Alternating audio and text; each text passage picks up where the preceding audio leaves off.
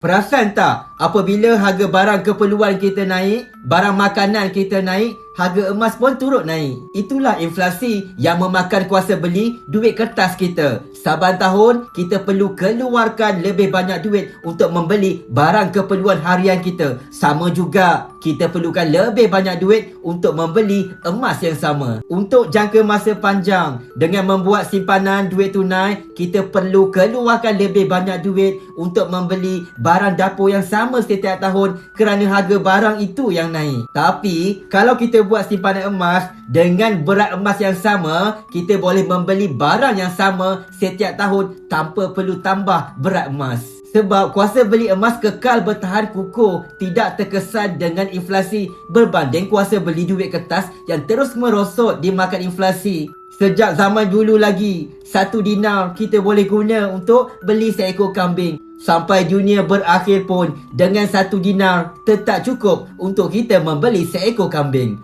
Bagaimana nak mulakan simpanan emas bersama Public Gold?